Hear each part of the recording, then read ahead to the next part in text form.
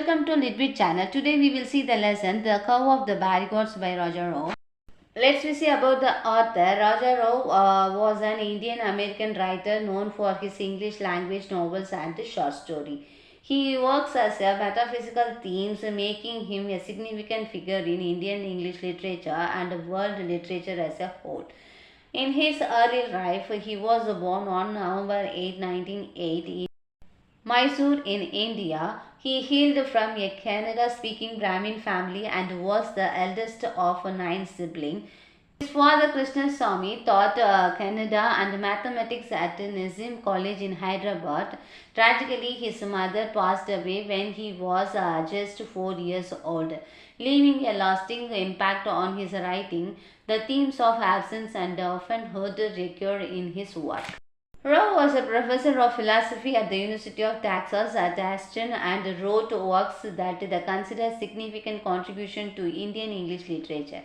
He best known for works The Curve of the Barricades and Serpent and the Rope. Rowe published his first stories in both French and English. His semi-autobiographical novel The Serpent and the Rope in 1960 is a poignant explorations of spiritual truth across Europe and India. It earned him a Sahitya Academy Award in 1963. His other notable works include Kantapura in 1938, which vividly portrays the Indian freedom struggles, and his essays. In 1988, he receives the prestigious Stat International Prize for Literature for his entire body of works.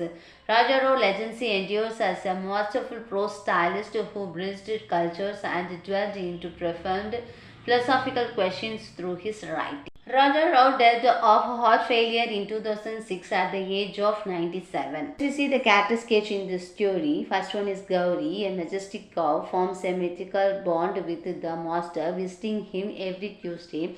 Her selective interactions and calm demeanor speaks relevance and whisperings of divine origin. It is a vital moment. Gauri peaceful march towards the barricades unites the divided community, and her ultimate sacrifice become a powerful symbol of harmony and divine intervention. Next one is the master is a revered spiritual leader known for his compassion, humor and wisdom. He advocates for non-violence and leads by example for to face opposition from militant workmen during a time of turmoil. Prioritizing peace, he resigned and meditates to protect the town from violence, reflecting his deep belief in the interconnectedness and the harmonious of all living beings. Next one is the master disciples or loyal followers of the master, assigning in preparations for Gauri weekly visit. They seek the master guidance on Gauri's significance and enthusiastically participate in rituals and celebrations honoring her, demonstrating their devotions to the master and his teaching. Next one is the town people, diverse in background and in need, flock to Gauri seeking blessing and prosperity. Initially supporting military actions, they are transferred by Gauri's sacrifice, embarrassing reconciliations and peace. Next one is the workman, driven by the desire to resist oppressive authorities, prepare for battle, frustrated with the master non-violence. They initially dismiss Gauri's appearance, however, moved by her calm presence, they lay down their arms, recognizing her symbolic power and embarrassing peace. Next one is the Red Army. The red-clad army represents subversive colonial force armed to quell the town's resistance, but upon seeing Gauri at the barricades, some soldiers are deeply moved, defecting to join the townspeople together. They chant in honor of Gandhi, insulting peace, transformative power over violence. Sri Jamnala Divak Chand, a wealthy merchant, honors Gauri's memories by buying land near the barricades and building a statue in her tribute. His gesture preserves her legacy, making her sacrifice a lasting symbol of peace and inspirations for the town and future generation. The role of the children playing around Gauri's statue embody innocence and playfulness, integrating her into their games and making her a beloved figure. They represent the future generation that keeps Gauri legacy alive through storytelling and play. Let's revisit the lesson in detail. The story has two main characters, the master and Gauri, the cow. The people of Suryanarayana street pays respect to Gauri, who visit the street every Tuesday. Her arrival gives a kind of awareness to the people who are very eager to know her. She would come to her masters, who would give her food. People take the cow to be a strange creature which would disappear after paying a visit, and only the master know about the whereabouts. Every time after well prescriptions, she would leave the street without any further halt. The mysterious cow Gauri. Every Tuesday, a cow named Gauri comes to see the master just before sunset. She nibbles on his hair and he lovingly feeds her a handful of grains which she eats slowly, almost as if it is play. The disciples try to feed her during her visits, but she refuses all offering except what the master gives her. Then she appears until the next Tuesday. And townspeople becomes curious and even starting revering Gauri, wondering if she might be a divine being.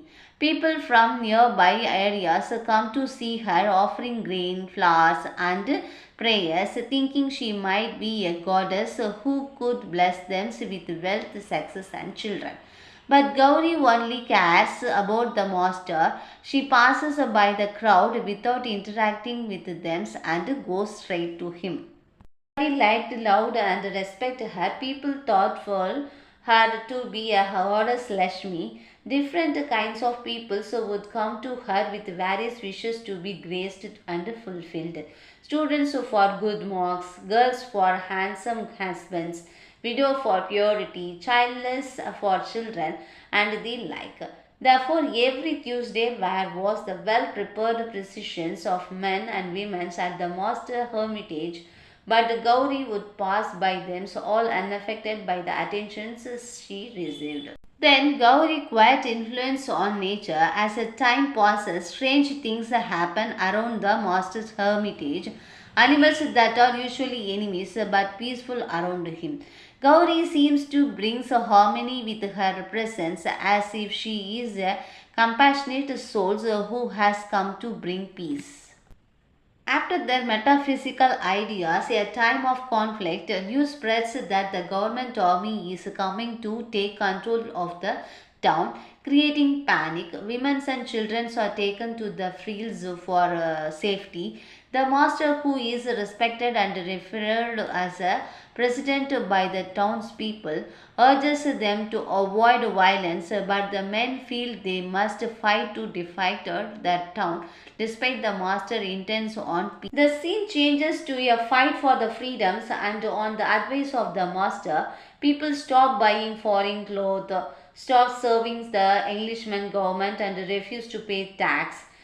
The workmen built barricades to prevent the army from entering the city, but the master said no barricades in the name of the Mahatma, for much blood will be split.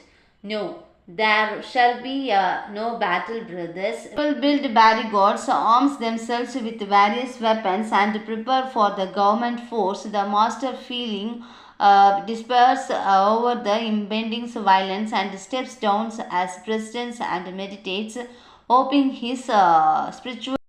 That time Gauri approaches the barricades with calm determination. Seeing her, the townspeople and even the armed workmen lay down their weapons, realizing her presence is a call for peace. When the government forces see Gauri, they are also moved, joining the crowd and abandoning the fight. The power of Gauri calmness unites with both.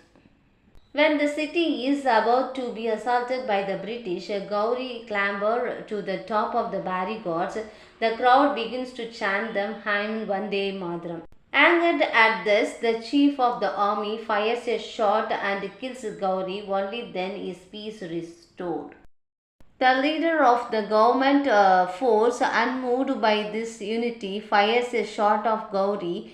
She is killed, but the townspeople believe she became a holy sacrifice, a vehicle of God among men. The story is set in the tribes when Gandhi begins his non-violent movements against the British.